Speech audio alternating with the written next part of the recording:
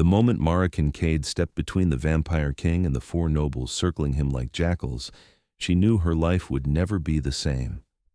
The grand hall of the Ravencourt estate glittered with crystal chandeliers and silver candelabras. Hundreds of vampires dressed in velvet and silk, their pale hair catching the candlelight like moonbeams. Mara was the only human servant visible tonight, carrying a tray of blood wine through the crush of immortal courtiers, invisible by design. That was how the old families liked their human staff, present but unseen, useful but silent. She had been weaving between conversations, catching fragments of gossip and intrigue, when she heard Lord Cassius Valdrin's voice rise above the music. A king who does not speak is no king at all. He sits upon that throne like a statue, offering nothing. No guidance, no vision, no words of leadership. Mara froze, her tray trembling slightly. She turned and saw them.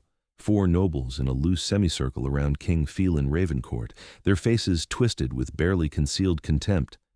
The king himself stood silent, his expression utterly unreadable. His white hair fell past his shoulders, and his pale face might have been carved from marble. He wore black from throat to boot, severe and elegant, and he did not move as the nobles pressed closer. Lady Seraphine Moreau laughed, a sound like breaking glass. "Perhaps His Majesty has forgotten how to use his voice. How many years has it been since we heard more than a handful of words? 10? 20? "Silent as the grave," Lord Dorian Ashford added, his smile cruel. "How fitting for one who rules the dead." "Maybe he has nothing to say," said the fourth noble, Lady Isadora Vane. "Nothing worth hearing, at least." The king's face remained still. His dark eyes, nearly black in the candlelight, rested on each noble in turn, but he said nothing. His hands, long-fingered and pale, hung relaxed at his sides. He looked utterly calm, as though the insults were no more than idle observations about the weather. That was when Mara moved. She didn't plan it, didn't think. Her feet carried her forward, and she shoved her tray onto a nearby table with a clatter that made several heads turn. Then she was standing directly between the king and Lord Cassius, her chin lifted, her heart hammering so hard she could feel it in her throat. "You mistake stillness for weakness," she said, her voice ringing out clear and furious. "You confuse silence with emptiness, but a king who listens more than he speaks is not weak. He's wise, he watches, he considers. While you all run your mouths spouting opinions and demands, he observes everything, every move, every alliance, every betrayal." Lord Cassius stared at her as though she had materialized from thin air. "What is this? A human servant speaks?" "Yes, a human servant speaks," Mara shot back, her hands balling into fists, "because apparently none of you remember what respect looks like. You stand here in his hall, drinking his wine, enjoying his hospitality, and you have the audacity to insult him to his face. Stillness is not cowardice. Silence is not absence. Maybe if you spent less time performing for each other and more time actually thinking, you'd understand that." Lady Seraphine's eyes narrowed. "You dare." "I dare," Mara interrupted, her voice shaking now but no less fierce, "because someone needs to. You call yourselves nobles, but you're acting like children, cruel, petty children who can't stand that your king doesn't dance to your tune." The entire hall had gone quiet. Mara could feel hundreds of eyes on her back, could sense the weight of their attention like a physical thing. Her pulse roared in her ears. She had just dressed down 4 of the most powerful vampires in the court. She had just defended the king in front of everyone. She was probably about to die. But when she finally dared to glance over her shoulder at King Phelan, his expression was unchanged. He looked at her with those fathomless dark eyes, his face still and calm. For a long moment, he said nothing. Then he moved. He stepped around her, not touching her, but close enough that she could feel the coldness that radiated from his body. He faced the 4 nobles, and though he still didn't speak, something in his posture shifted. His shoulders drew back, his chin lifted a fraction, and the nobles, every one of them, took a step backward. When the king finally spoke, his voice was low and quiet, but it carried through the hall like the toll of a bell. "Mara Kincaid."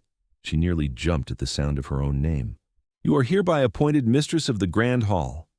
You will oversee all matters pertaining to this estate, its functions, and its hospitality. You answer to no one but me."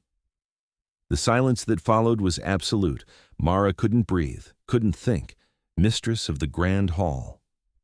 That was a position held by nobles, by vampires with centuries of experience and bloodlines that stretched back to the founding families, not by a 23-year-old human who had been scrubbing floors and serving wine 3 minutes ago.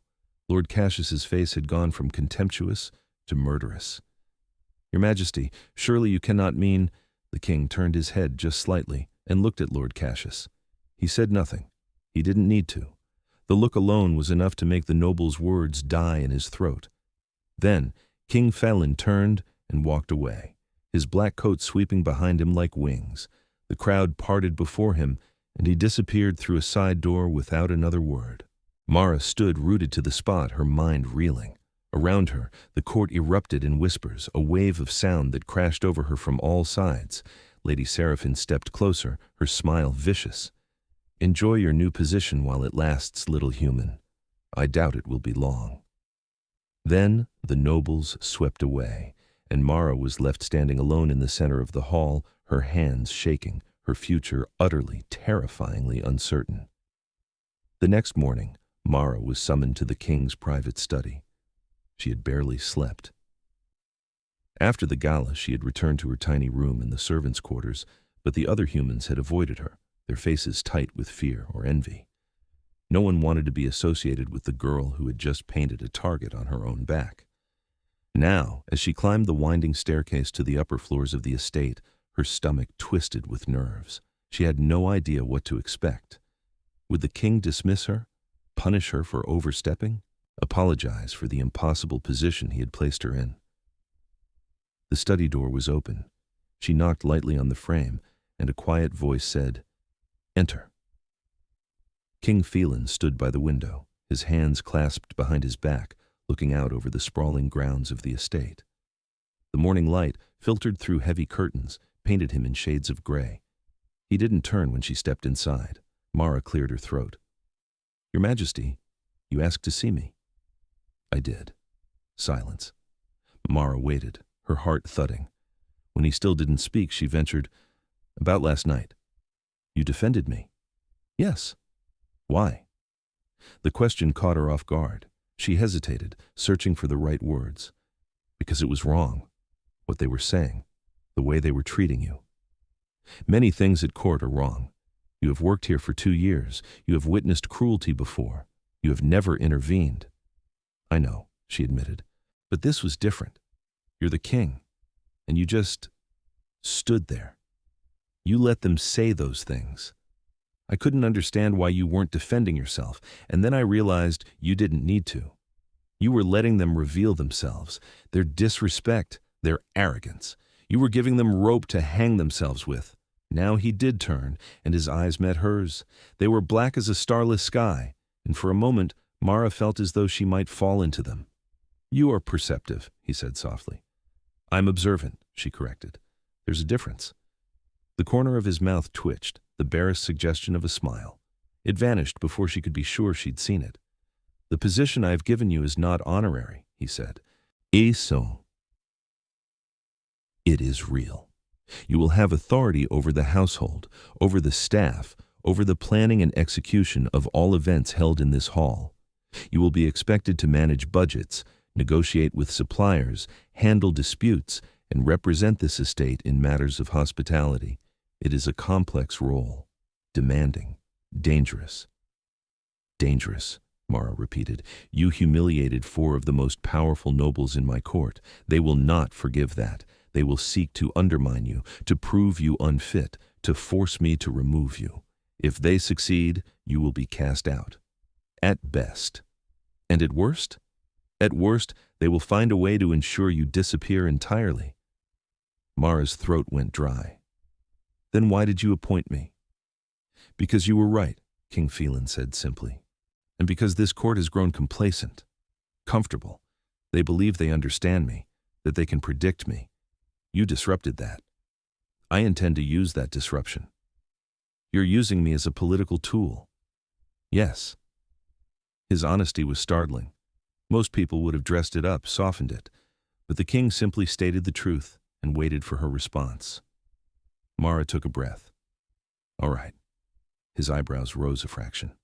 "All right?" You're being honest with me. You're not pretending this is a reward or a kindness. You're telling me exactly what this is. I appreciate that. She stepped closer, meeting his eyes. But I have conditions. Now both eyebrows rose. You have conditions. If I'm going to do this, if I'm going to walk into a nest of vipers and pretend I belong there, I need your support, real support, not just in public. I need to know that you'll back my decisions, that you'll give me the authority you promised, and that you won't let them tear me apart the moment it becomes inconvenient for you. The king regarded her in silence. The moment stretched out, and Mara fought the urge to fidget. Finally, he nodded. Agreed. And I need to understand why you're so quiet. If I'm going to represent you, I need to know what I'm working with. That, he said, his voice cooling slightly, is not part of the agreement. Then make it part of the agreement. You are bold. You appointed a human servant as mistress of your grand hall. I think we're past the point of propriety. For a long moment, he simply looked at her.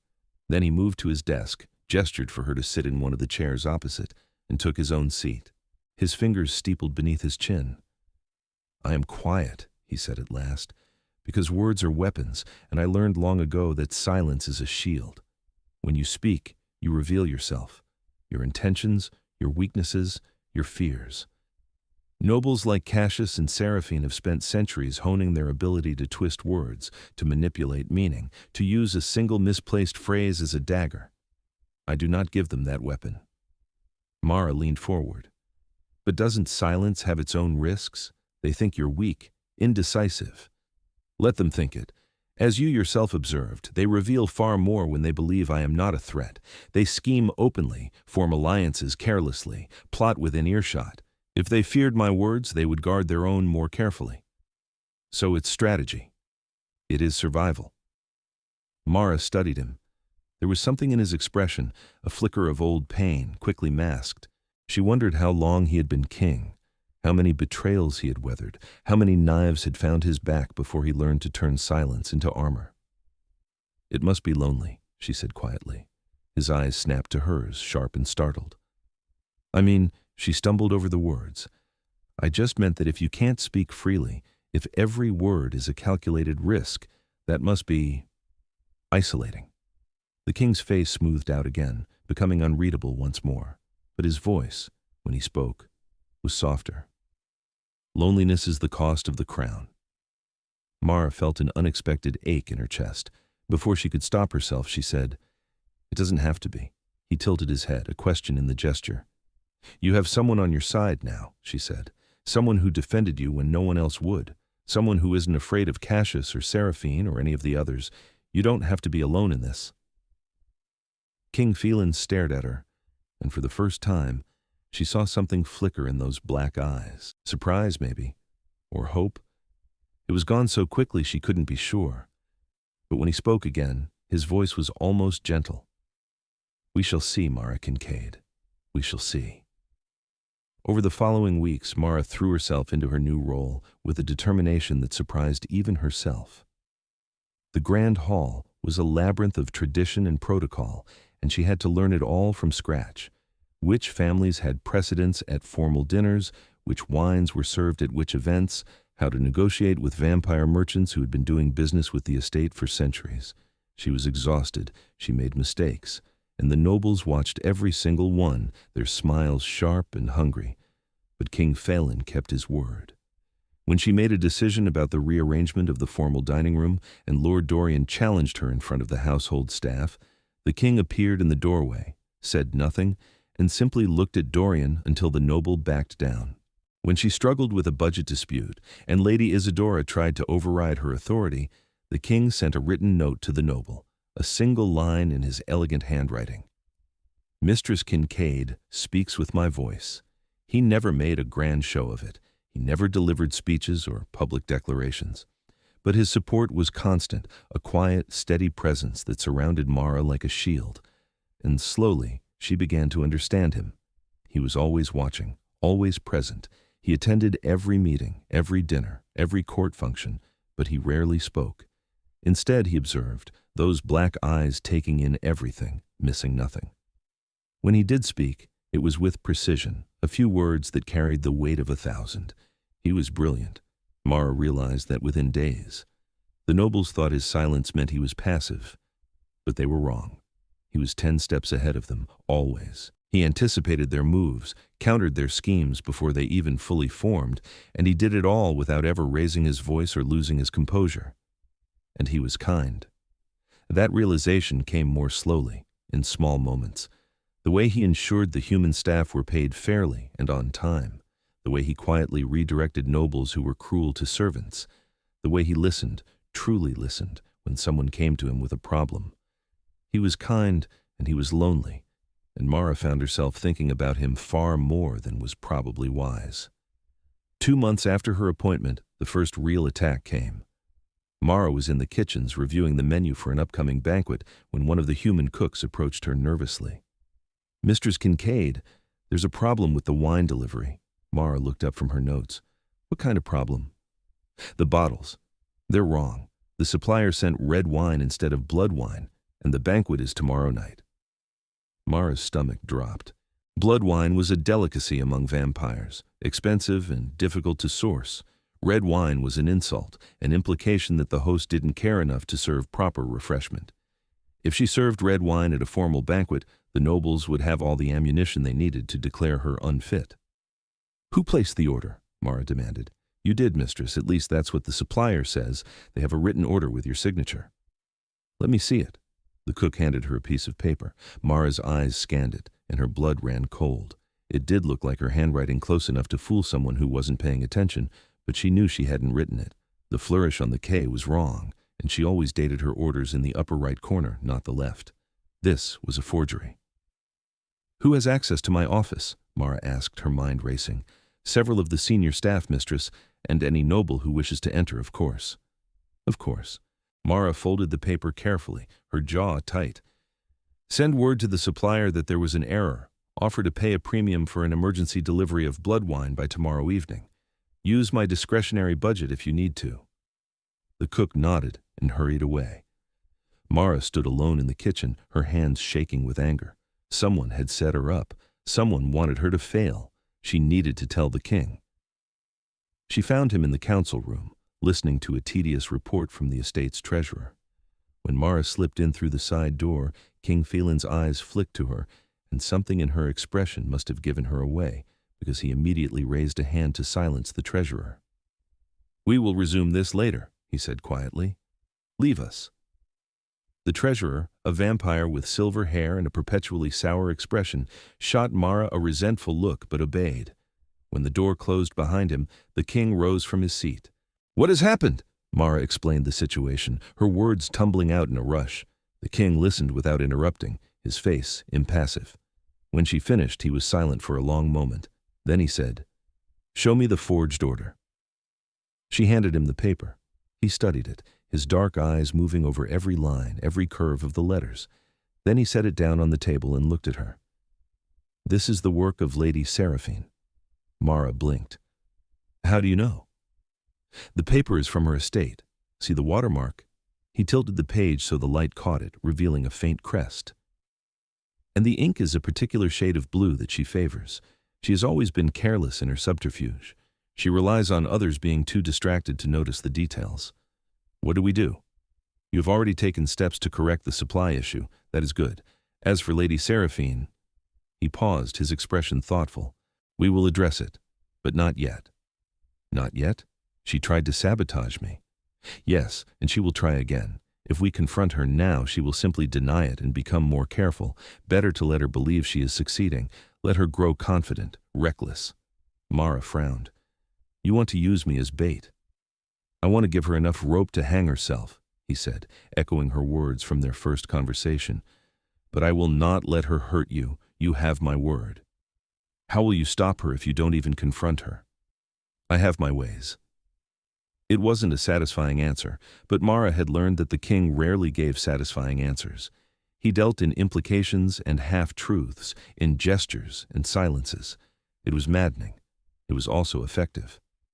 "Trust me," he said, and the way he said it, low and earnest, made something in Mara's chest tighten. "I do," she realized aloud. "I don't know why, but I do." His expression softened, just a fraction. "That is unwise." Probably. I am not a good man, Mara. I am old and cold, and I have done terrible things to hold this throne. I don't believe that. You should. Maybe, Mara said, stepping closer. But I've been watching you too. And I've seen the way you protect the people in this household, the way you listen when someone needs help, the way you've supported me, even when it would have been easier to let me fail. You're not cold. You're careful. There's a difference. The king stared at her, and for a moment she thought he might argue, but instead he simply said, "You're dangerous, Mara Kincaid." "Dangerous how?" "You make me want to believe you." The words hung in the air between them, heavy with meaning. Mara's breath caught. They were standing so close now, close enough that she could see the faint lines at the corners of his eyes, the way his white hair fell across his forehead. He was beautiful, she realized. Cold and still and beautiful, like a statue carved from ice. And then he stepped back, breaking the moment, and the mask slid back into place. "The banquet is tomorrow," he said, his voice once again formal. "Ensure that it proceeds without incident." "Yes, Your Majesty." She left the room, her heart pounding, and she didn't look back. The banquet was a success. The blood wine arrived on time, the food was exquisite, and the nobles could find nothing to criticize. Mara moved through the hall, overseeing every detail, and she felt the weight of their eyes on her. They were watching for mistakes, for any sign of weakness. She gave them nothing. King Phelan presided over the event from his seat at the head of the table, silent as always, his presence a dark anchor in the center of the glittering chaos. Occasionally, Mara caught him watching her, and each time she felt a flutter of something she couldn't quite name, attraction maybe, or recognition, or the sense that he saw her in a way that no one else ever had. When the banquet finally ended and the last of the nobles had departed, Mara allowed herself a moment of relief. She sagged against the wall of the now empty hall, exhaustion washing over her. "You did well." She jumped. King Phelan stood a few feet away, his hands clasped behind his back. She hadn't heard him approach. "You scared me," she said breathlessly. "My apologies." "How long have you been standing there?" "Long enough to see that you are utterly exhausted." He moved closer, his dark eyes concerned. "You should rest." "I will. I just need to finalize a few things first." "Mara." The sound of her name on his lips sent a shiver down her spine. He so rarely used it. "Rest," he said again, and this time it was almost a plea. "The estate will survive a few hours without you." She wanted to argue, but the truth was she could barely keep her eyes open.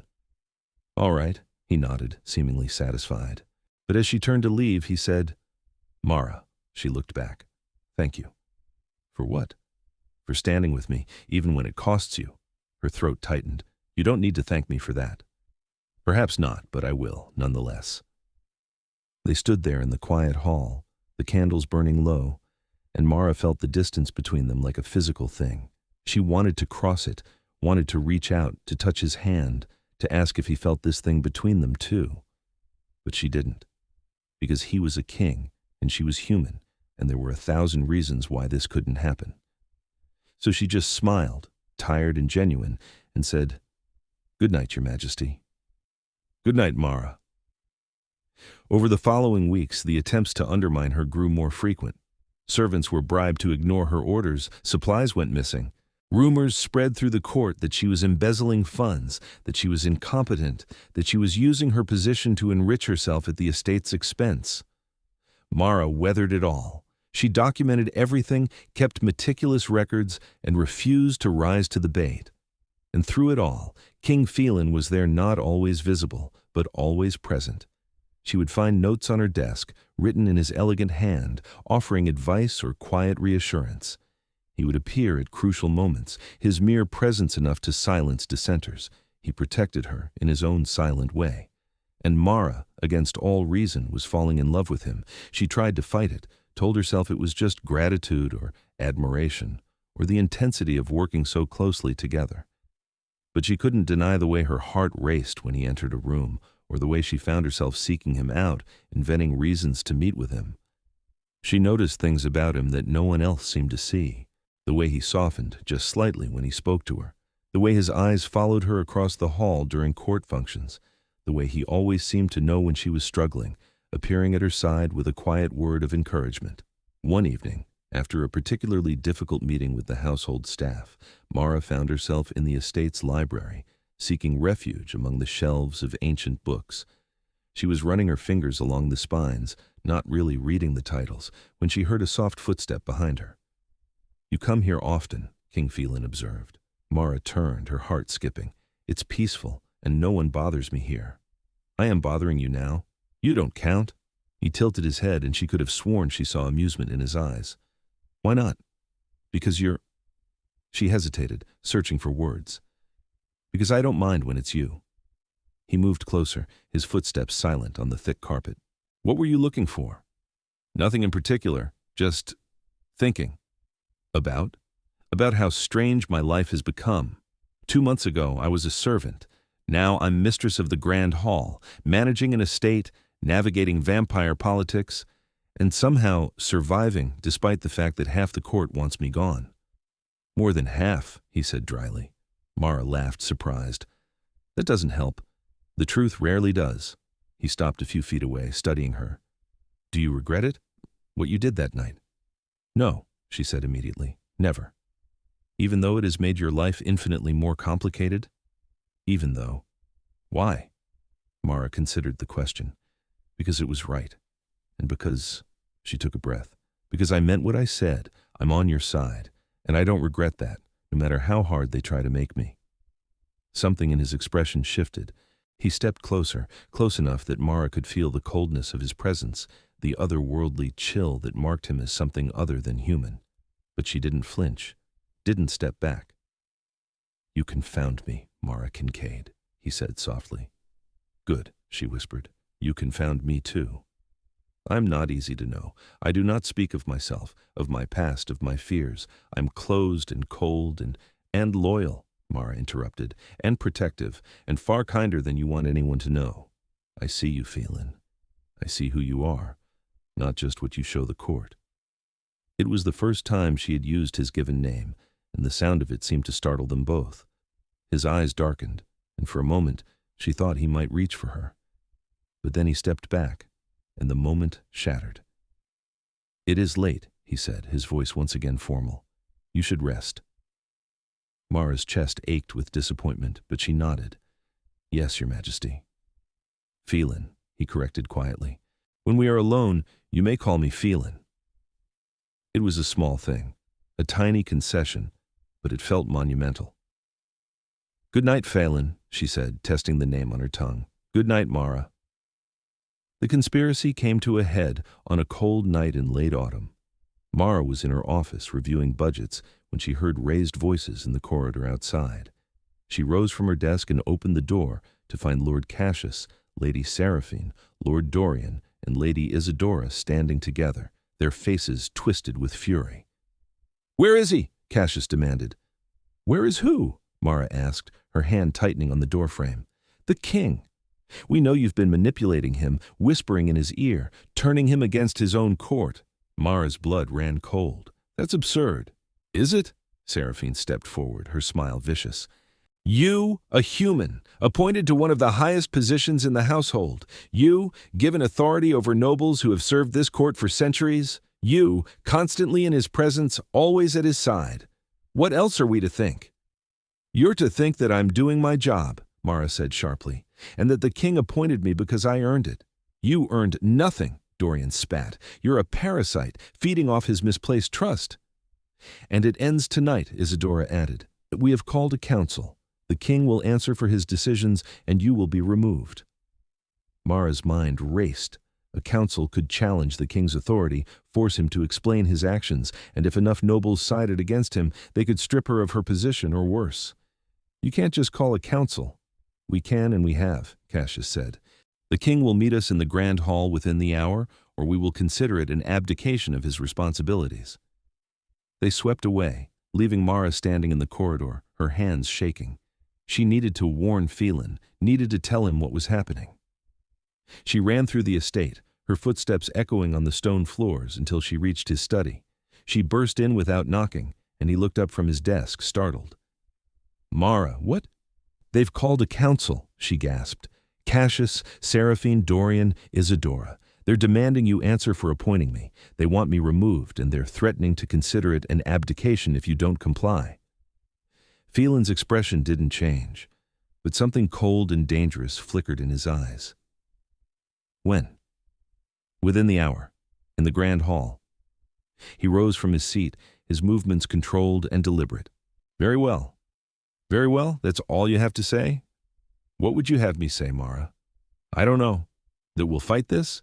That you won't let them bully you into—" "I will handle it." "How?" "They have the support of half the court. If you don't give them what they want—" "Mara," his voice cut through her panic, calm and steady. "Trust me," she stared at him, her chest heaving. "I do, but I'm terrified." "I know." He crossed the room and for the first time reached out and took her hand. His skin was cold, but his grip was firm. "But you do not need to be. I told you once that I would not let them hurt you. I keep my promises. What are you going to do?" "What I should have done weeks ago." The Grand Hall was filled with nobles when Mara and Phelan entered. The tension was palpable, a living thing that pressed against her skin. Lord Cassius stood at the center of the room, flanked by Seraphine, Dorian, and Isadora, and behind them a dozen other nobles who had thrown their support behind the challenge. King Phelan walked into the hall alone. He had told Mara to stay near the entrance, and though she hated it, she obeyed. She watched as he moved through the crowd, his black coat sweeping behind him, his white hair gleaming in the candlelight. He did not speak, did not acknowledge the nobles. He simply walked to the throne at the far end of the hall and sat, his hands resting on the carved armrests. Lord Cassius stepped forward. "Your Majesty, we have called this council to address a matter of grave concern. Your appointment of the human Mara Kincaid as Mistress of the Grand Hall has caused discord among your subjects. We believe this decision was made in haste, without proper consideration, and we ask that you rescind it." Phelan said nothing. "Furthermore," Seraphine added, her voice sharp, "we believe that Mistress Kincaid has been manipulating you, using her position to influence your decisions and undermine the authority of this court.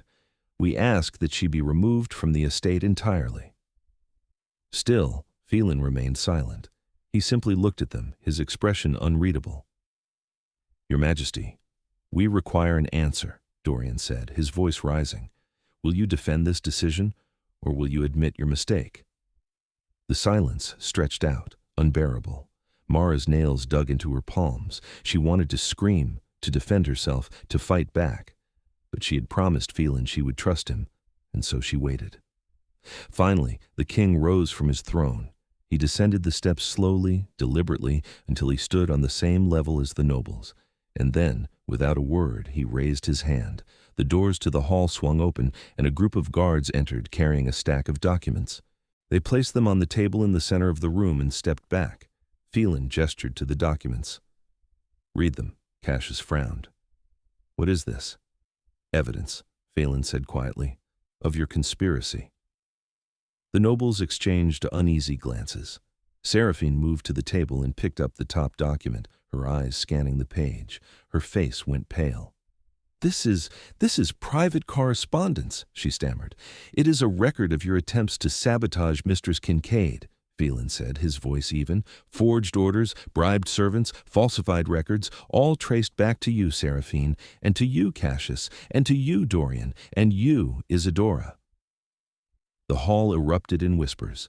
The nobles who had supported the challenge began to step away, distancing themselves from the four conspirators.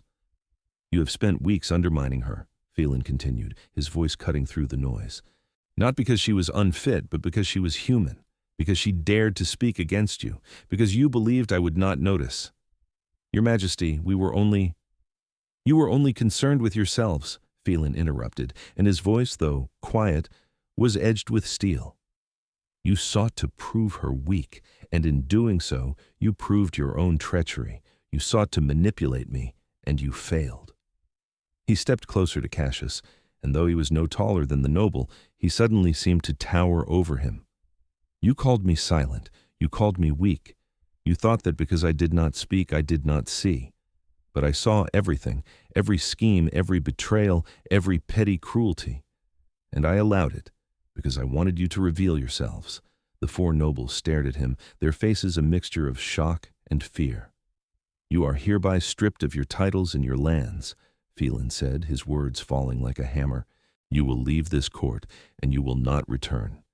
If you are found within the boundaries of this estate again, you will be executed for treason.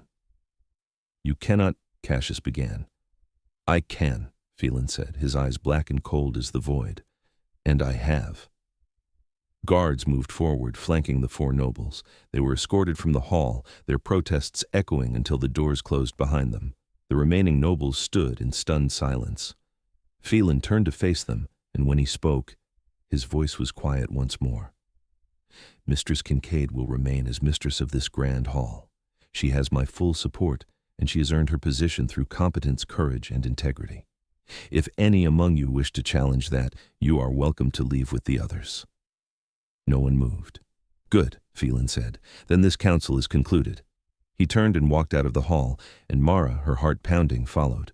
She found him in the gardens, standing beneath the skeletal branches of a winter tree. The air was cold, and her breath misted in front of her.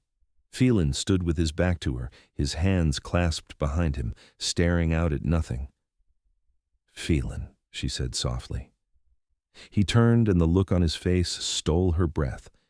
He looked exhausted, vulnerable, human, despite the coldness of his skin and the white of his hair. It's done, he said. I know. She moved closer, her footsteps crunching on the frost-covered ground. Thank you. Do not thank me. I should have acted sooner. You acted when it mattered. She stopped in front of him, close enough to touch. You protected me. I gave them enough rope to hang themselves, he said, echoing his own words. But I did not enjoy watching them torment you. Then why did you wait? Because I needed proof.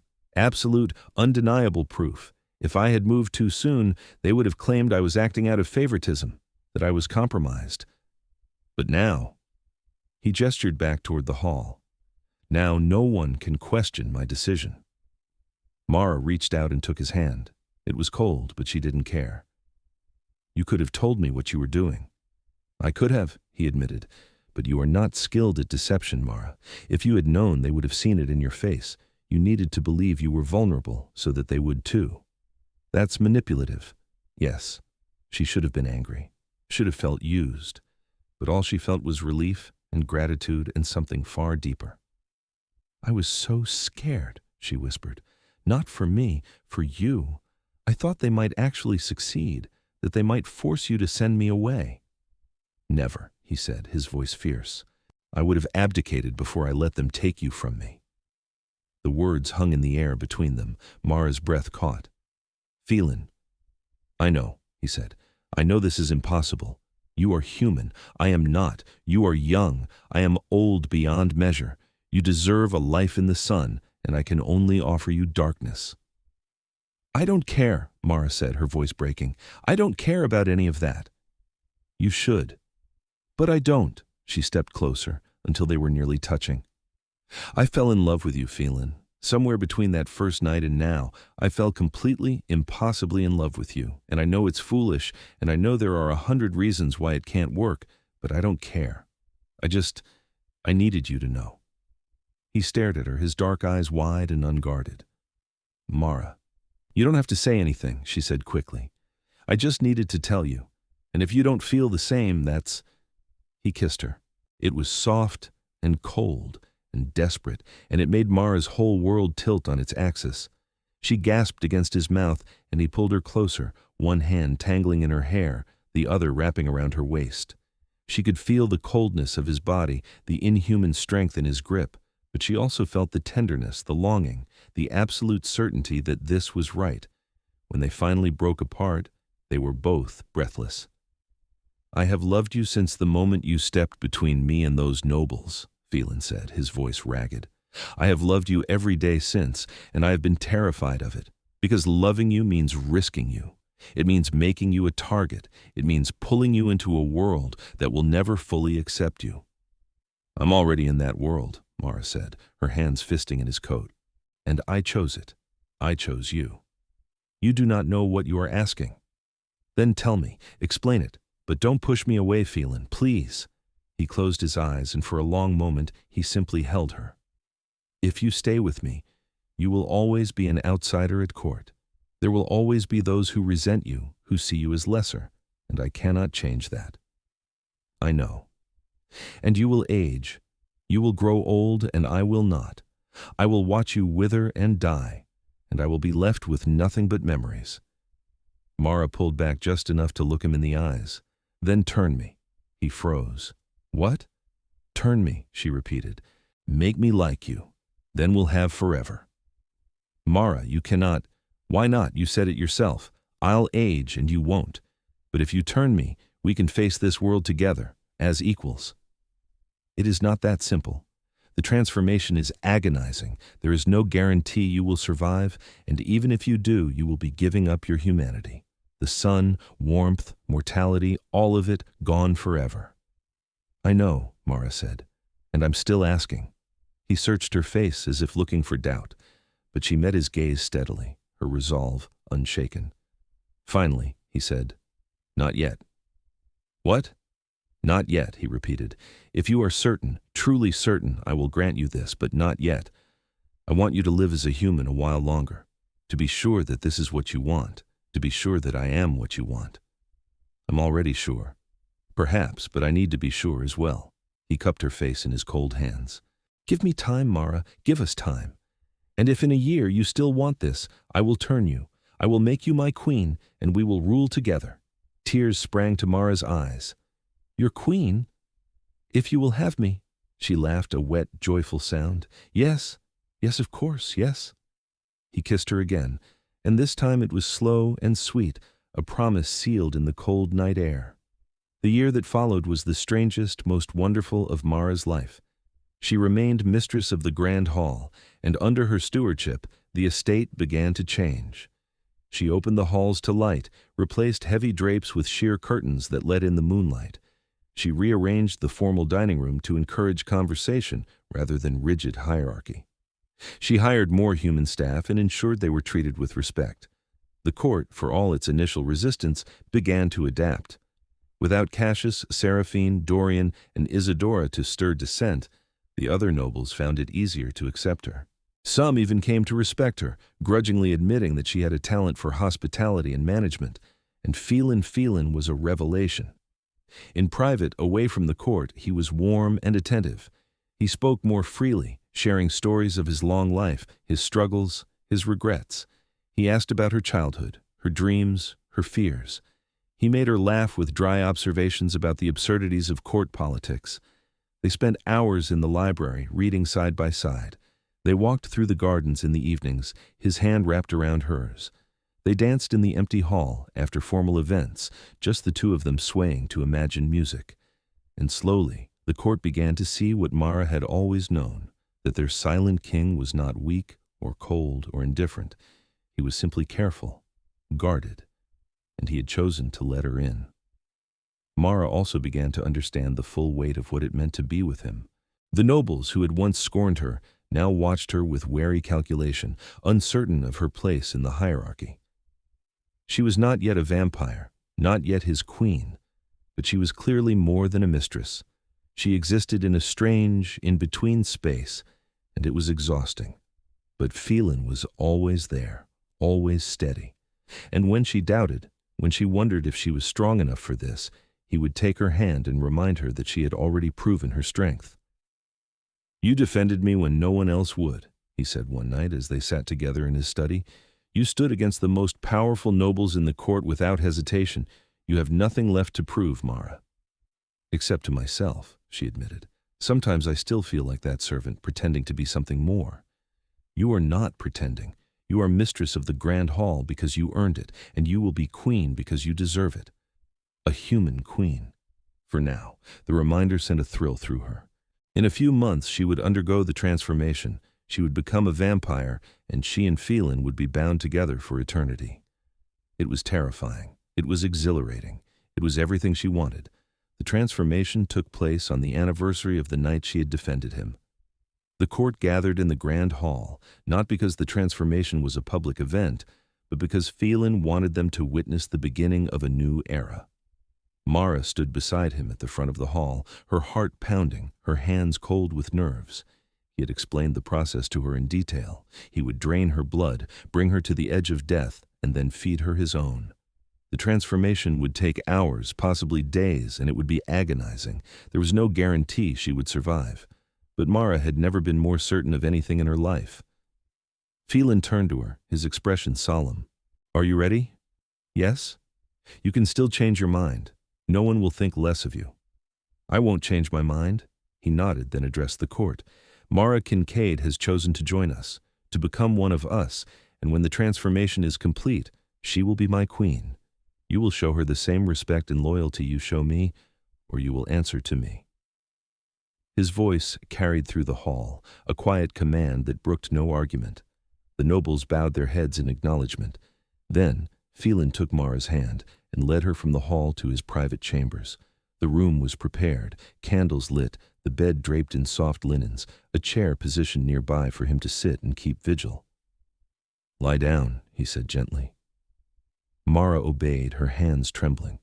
Phelan knelt beside the bed, his dark eyes never leaving hers. "This will hurt," he said, "more than anything you have ever felt. But I will be here. I will not leave you." "I know." He leaned down and kissed her, soft and lingering. Then he moved to her neck, his breath cold against her skin. "I love you, Mara," he whispered. "I love you too." And then he bit down. The pain was immediate and overwhelming. Mara gasped, her body arching, but Phelan's hands held her steady. She could feel the blood leaving her body, could feel herself growing weaker, colder, her vision blurred, her heartbeat slowed. And then, just as she felt herself slipping away, Phelan's wrist was at her lips and she tasted his blood. It was cold and metallic and wrong, and she choked on it, but he coaxed her to drink, his voice low and soothing. "That's it. Just a little more. You're doing so well." The pain shifted, becoming something else. A burning that spread through her veins, a fire that consumed her from the inside out. She wanted to scream, but she couldn't find her voice. She wanted to beg him to stop, but she trusted him. She trusted him. And so she endured. Time became meaningless. The pain came in waves, cresting and retreating, cresting and retreating. She was vaguely aware of Phelan's presence, his hands holding hers, his voice murmuring reassurances. And then, finally, the pain began to ebb. Her senses sharpened. She could hear the rustle of the curtains, the crackle of the candles, the faint sounds of movement in the hall below. She could smell the wax, the linen, the faint scent of blood. She opened her eyes. Phelan was still kneeling beside her, his face drawn with exhaustion. But when he saw her looking at him, he smiled, truly smiled, wide and genuine. "Welcome back," he said. Mara sat up slowly, testing her new body. Everything felt different, sharper, colder, stronger. She looked down at her hands and saw that her skin had paled, the veins faint beneath the surface. "I'm a vampire," she said, her voice filled with wonder. "Yes." "And I'm alive." "Yes?" She laughed, a bright, joyful sound. "I did it. I actually did it." "You did." He reached out and cupped her face, his thumb brushing over her cheek. "You are extraordinary, Mara. My queen." "Your queen," she repeated, and the words felt right. He kissed her then, and it was different, colder, sharper, but no less passionate. And when they finally broke apart, Mara felt complete in a way she never had before. The coronation took place a week later, once Mara had adjusted to her new existence. The grand hall was filled with nobles, all dressed in their finest, and Mara stood beside Phelan at the front of the room, wearing a gown of deep crimson that had been made for her. Phelan placed a crown on her head, simple, elegant, a circlet of silver set with dark gems, and turned to address the court. "Mara Ravencourt is your queen," he said. "She has earned her place through courage, intelligence, and unwavering loyalty. You will honor her as you honor me." The court bowed, and Mara felt a swell of pride and gratitude. She looked at Phelan, and he looked back, his eyes warm. "Thank you," she whispered. "For what?" "For believing in me. For defending me. For loving me." "Always," he said. And as they stood together in the grand hall, surrounded by their court, Mara knew that she had found her place.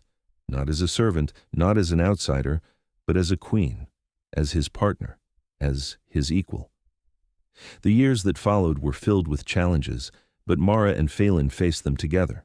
They reformed the court, rooting out corruption and cruelty and replacing it with fairness and respect. They opened the estate to humans, creating a place where both species could coexist. The Grand Hall became a symbol of that new era, a place of warmth and light where even the coldest vampire could find a home. And through it all, Phelan remained by her side, still quiet, still watchful, but no longer alone. He spoke more freely now, confident in the knowledge that Mara understood him, that she saw him for who he truly was. They ruled together, not as king and consort, but as equals. And when Mara looked back on the night she had defended him, she felt no regret, only gratitude. Because in that moment, she had changed both their lives forever. One evening, several decades after her transformation, Mara stood in the Grand Hall, overseeing preparations for yet another gala. She heard footsteps behind her and turned to find Phelan approaching, his hands clasped behind his back. "You look pleased," he observed. "I am," Mara said. "Look at this place. It's beautiful, welcoming, everything a grand hall should be." "You made it that way. We made it that way." He smiled, and it still made her heart flutter, even after all these years. True, they stood together, surveying the hall, and Mara felt a deep sense of contentment. She had found her purpose, her home, her love. "Do you ever regret it?" Phelan asked quietly. "Giving up your humanity?" Mara considered the question, then shook her head. "No, I regret nothing. You?" "Never." He took her hand, threading his fingers through hers. "You're the best decision I ever made. Even better than learning to be silent." He laughed, a rare and precious sound. "Even better than that."